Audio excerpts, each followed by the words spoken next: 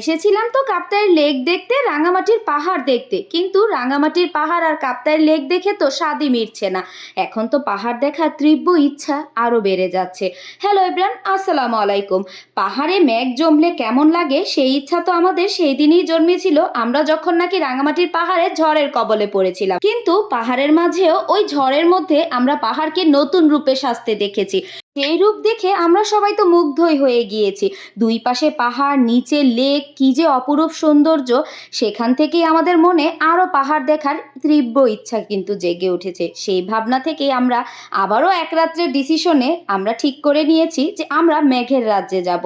পাহাড়ের মধ্যে এই মেঘলা দিনে মেঘ জমলে পাহাড়টা দেখতে কতটা সুন্দর লাগে সেটা দেখার উদ্দেশ্যেই আজ আমরা বান্দরবনের উদ্দেশ্যে রওনা দিয়েছি।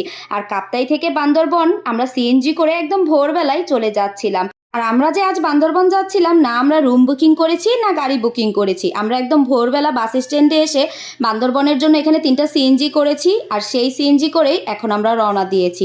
ফার্স্টেই তো আমরা কর্ণফুলী নদীটা পার হয়েছি ফেরি দিয়ে। তারপর এখন আমরা নদীটা পার হয়েই আমরা এখন রাঙ্গুনিয়ার ভিতরের সাতকাহানিয়া বলে সেই জায়গাগুলো দিয়েই আমরা মূলত এখানে বান্দরবনের উদ্দেশ্যে রওনা দিয়েছি।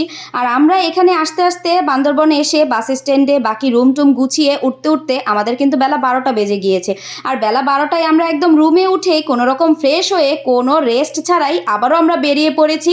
আমরা 2 দিনের জন্য চাঁদের গাড়ি বুকিং করেছি। সেই গাড়ি দিয়েই এখন আমরা 2 দিন পুরো বান্দরবনে বানরের মতো উড়ে বেড়াবো। মানে পুরোটা পাহাড়, পর্বত, জঙ্গল, ঝর্ণা সব কিছু ঘুরে বেড়াবো।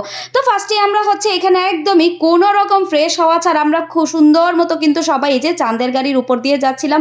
আর বান্দরবনের পাহাড়গুলো এতটা উঁচু, আমরা তো চাঁদের গাড়িতে যে বসেছিলাম, বসেও আমরা ব্যালেন্স রাখতে পারতেছিলাম না।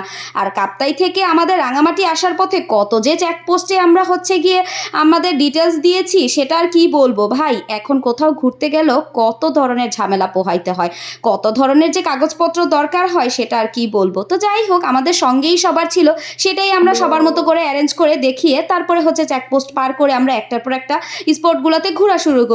তো বান্দরবন আসার উদ্দেশ্য ছিল না, আমরা তো হুট করে এসেছি। তো যতটুক পেরেছি যেভাবে অ্যারেঞ্জ করতে সেটাই করেছি। তো ভাগ্য ভালো আমাদের সঙ্গেই সব ধরনের কাগজপত্রগুলো ছিল, যেগুলো দেখে আমরা চেকপোস্টগুলো পার করতে পেরেছি। এরপর আমরা চাঁদের গাড়ি নিয়ে আমরা ফার্স্টেই এসেছি নীলাচল, কারণ নীলাচলটা একদমই আমাদের হোটেল রুম থেকে 40 মিনিটের ডিস্টেন্সে ছিল। তো এই জন্য আমরা এটাতেই এসেছি। বিশ্বাস করবেন না, মানে আমার তো চোখ আমি কোনোভাবেই এই দিক থেকে সরাতে পারছি না। আর আমরা যেই দিনটা এসেছিলাম মেঘলা আকাশ ছিল, আর মেঘলা আকাশটা মানে কি যে বলবো, বোঝানোর বাইরে। মনে হচ্ছিল মেঘগুলো আমার গা ছুঁয়ে যাচ্ছে।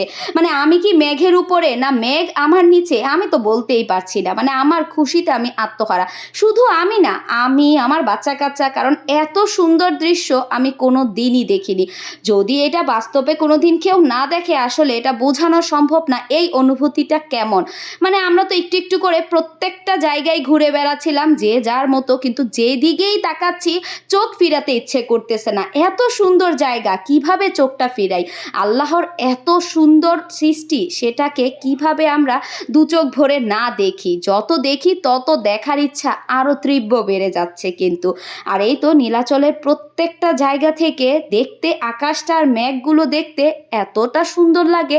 আর পুরো নীলাচল জুড়েই এত ফুলের গাছ, আর যেহেতু আমরা বর্ষাকালে এসেছি অনেক ফুল ফুটে আছে। পুরো নীলাচল এই স্পটটা পুরোটাই গিয়ে ফুলে আচ্ছাদিত।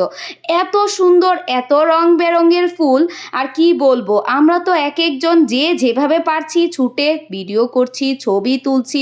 মানে আমরা পুরো একদম অস্থির হয়ে গিয়েছি। কাপ্তাই যখন ছিলাম সেখানে একরকম সৌন্দর্য দেখেছি, আর এখন তো শুধু পাহাড় আর পাহাড়। মানে চোখগুলো কোনোভাবেই বিশ্বাস হচ্ছে না যে এত সুন্দর দৃশ্য আমরা দেখছি। পুরো বান্দরবন জুড়েই তো পাহাড় আর পাহাড়, আর পাহাড়ের মধ্যে মেঘগুলো জমে আছে।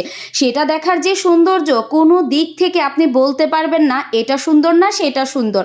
আর নীলাচলের দুপাশটাই তো পাহাড়, আর পাহাড়ের মাঝে মেঘগুলো জমে আছে। আর এই নীলাচলের সবচেয়ে সুন্দর জায়গা এই দোলনাগুলো। একদম দোলনাগুলো যখন দোল দিয়ে পাহাড়ের উপরে গা ছুঁয়ে যায়, মনে হয় যে এই বুঝি আমি পাহাড়ের মধ্যে মিশে যাচ্ছি, না হয় আকাশেই হয়তো উড়ে যাচ্ছি। না পাহাড়েই মিশে যাচ্ছি সেটা আসলে বোঝানোর ক্ষমতার বাইরে। এই অনুভূতি কাউকেই বোঝানো যাবে না। আর এখানেও আমরা এসে প্রত্যেকটা দোলনায় কিন্তু আমরা রিজার্ভ করে নিয়েছি। চারপাশ থেকেই আমরা এখানে ৩ টা দোলনা ছিল, ৩ টাই আমরা হচ্ছে একেকজন করে উঠেছি। আর এখানে এশাকে আনোয়ার ভাই এত জোরে, জোরে দোল দিচ্ছিল, ও তো চিৎকার শুরু করে দিছে।